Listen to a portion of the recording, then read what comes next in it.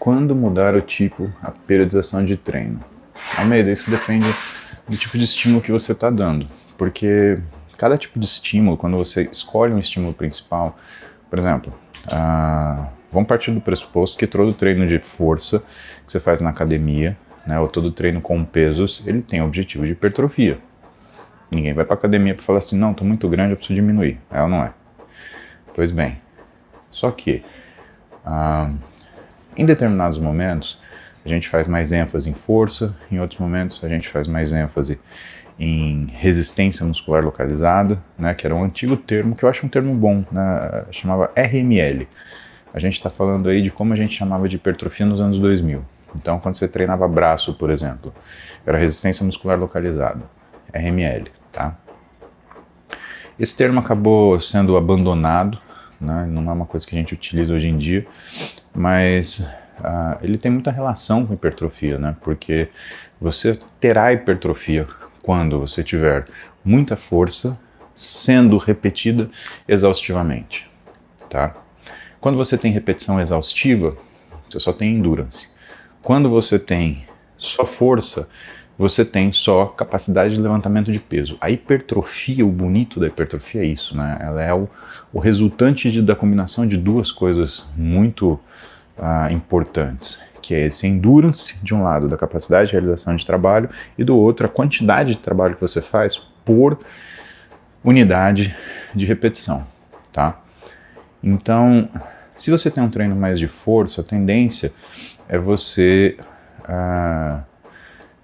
ter uma saturação dessa força, ou seja, que você consegue medir com muita facilidade, que são os platôs. Então você vai conseguir progredir a força, né? E assim, entenda, progressão de força não é que você está fazendo supino com 20 kg de cada lado e aí você começa a fazer com 30. Cara, você está aumentando 50% no seu peso. Isso é muito, né?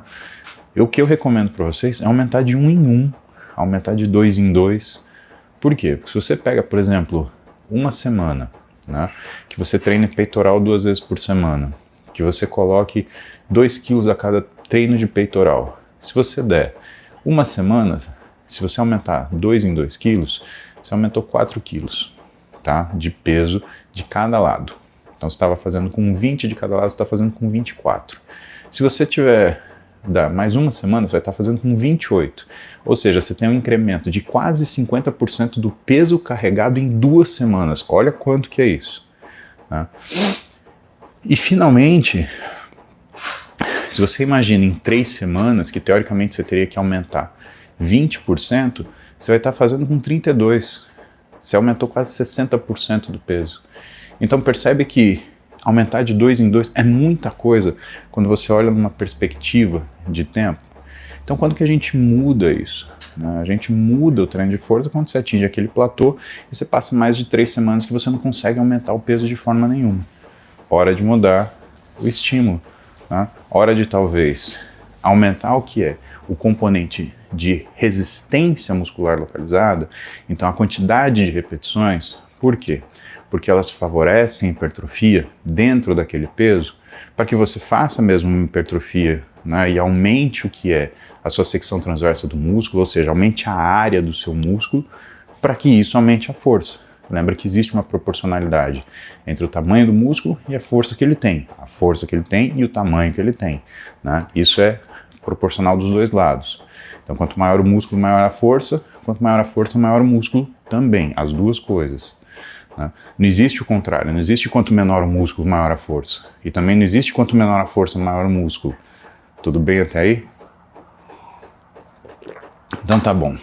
E quando o caso é que você já não consegue mais aumentar a repetição? Bom, aí a gente tem que lembrar, e quem dá aula disso muito bem é o Belmiro de Sales, que eu sempre falo para vocês, eu sempre recomendo que vocês sigam o Belmiro, né? Ele explica o contínuo das repetições, que é uma coisa muito bonita, o contínuo das repetições. Por quê? Porque o contínuo das repetições, ele te fala, em repetições máximas, qual é o estímulo que você está fazendo. Então, se eu faço até 4 repetições máximas, meu estímulo é força. O que é uma repetição máxima? Uma repetição máxima é o máximo de repetições que você consegue fazer com aquela carga.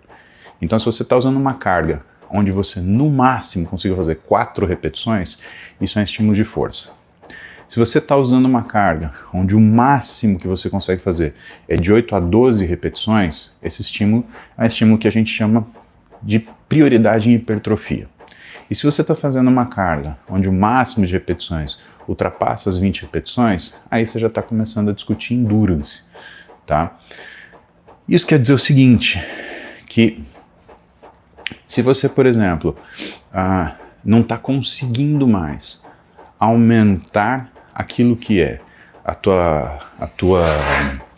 o teu número de repetições, ou seja, você está tentando aumentar a hipertrofia, mas, por exemplo, você chegou em 15 repetições, né? Porque se você prestou atenção no que eu estou te falando, não é um corte seco, né? Eu falei força até 4 repetições, hipertrofia de 8 a 12, acima de 20 você tem resistência. Ficou uma lacuna aí, entre 4 e 8 repetições, o que que é? Entre 12 e 15 repetições, 12 e 20 repetições, o que que é? Pois é isso que é o legal. Entre 4, né, então a gente está falando de 5 a 7 repetições, a gente tem um misto de força e hipertrofia. Entre 13 e 19 repetições, a gente tem um misto entre hipertrofia e endurance. Percebe que você está trabalhando nessas lacunas? Isso quer dizer o seguinte, que quando você, por exemplo, chegou em 15 repetições e você não consegue avançar a repetição, você já está migrando esse estímulo, saindo da hipertrofia e partindo para a endurance. É hora do que então? É hora de aumentar a carga. Isso é uma coisa importante para falar para vocês, por quê? Porque todo mundo fica se debatendo, né, como que vai aumentar o peso, como que isso funciona. Isso é um processo progressivo. Na metodologia que a gente vem desenvolvendo há anos, né, o que nós fazemos? Nós aumentamos primeiro a repetição para depois aumentar a carga. Então a gente começa com uma carga máxima para 8 repetições, ou seja, 8 repetições máximas. E aí a gente vai estimulando a pessoa que está sendo treinada a aumentar repetições. Então ela vai para 9, vai para 10, vai para 11, vai para 12. Opa, chegou em 12, com a carga que ela estava fazendo 8. Hora de aumentar o peso. Aí, quando ela aumenta o peso, quanto de peso a gente aumenta? A gente aumenta a quantidade de peso que faz ela cair para 8 repetições. Ou, no mínimo, 6. Por quê? Porque aí esse processo ele começa de novo. Então, você aumenta a repetição, quando você chega no pico do que é a repetição para aquele estímulo, a gente aumenta o peso. A repetição cai de novo. E aí o processo de novo e de novo. Porque dessa forma você provoca progressão. E quando você provoca progressão, você tem o efeito de hipertrofia que você deseja tanto. Onde que entra a dieta nisso? Bom, a dieta é o que permite, com aumento calórico progressivo, que você tenha aumento de repetição ou de peso. Percebeu como as coisas elas são juntas? Você consegue entender o quanto essas coisas elas são intimamente ligadas e interdependentes, ou seja, a repetição depende da caloria, o peso depende da caloria. E vai chegar um momento que é onde entra toda a parte de medicina esportiva. Entenda que medicina esportiva ela é um guarda-chuvão, né? Então, quando você fala em performance humana, você está falando de medicina esportiva. Quando você tem, por exemplo, um treinador condicionando um paciente dele, um aluno dele, a aumentar a força nos treinos, você tem ele fazendo medicina esportiva. Tanto quanto quando você tem um treinador condicionando um paciente que passou por um infarto, que passou por um problema pulmonar e está recondicionando ele dentro daquilo que é o aumento da capacidade física, isso é medicina esportiva também. Tá? É a medicina esportiva dentro do treinamento. Né? E quando a coisa chega nesse nível de elaboração, aí é o detalhe. E é aí que a coisa conta. E é aí que, por exemplo, fica importante o que é o fracionamento de refeição, aí que fica importante o que é o controle dos macronutrientes, aí que fica importante você, por exemplo, seguir aquilo que é a orientação de não sair da dieta, ou de você ter horário fixo para você comer. Porque quando a gente está no mundo geral, quando a gente está naquela coisa sem especificidade, né, qualquer coisa que você fizer pouco importa. Agora, quanto mais você vai arrumando para uma situação específica e muito controlada, mais você vai precisando desse tipo de cuidado. Nossa senhora, rendeu essa pergunta, hein? Peraí que chegaram uns superchats aqui. Fernando Hipólito, ele pergunta: qual a melhor dica de treino para quem tem costocondrite no peito? Eu estou sentindo dores no peito depois dos treinos. Fernando, é curioso, porque costocondrite normalmente é uma coisa que tem a ver com trauma, né? É comum em esporte de luta, é comum no jiu-jitsu, karatê talvez, né? Judô, né? Mas sempre que você tem um componente de flexão com torção do tronco, você ameaça uma costocondrite, tá? Eu acho que a gente tem que identificar de onde está vindo essa costocondrite sua, Fernando, porque se a gente não identifica isso, você vai estar numa situação de treino que você está sempre prejudicado pela quantidade de força ou pelo tipo de movimento que você está fazendo. Mas a priori, a recomendação é, como é uma costocondrite, né, até para respirar vai doer.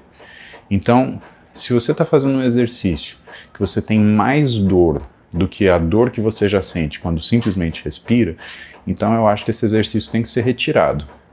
Agora, se você tem uma noção de qual exercício faz com que você desencadeie uma crise de costocondrite, aí, meu amigo, você precisa retirar esse exercício. Porque ou ele não está sendo adequado para o teu treino, para o teu corpo, ou você está realizando ele de um jeito que talvez não seja legal.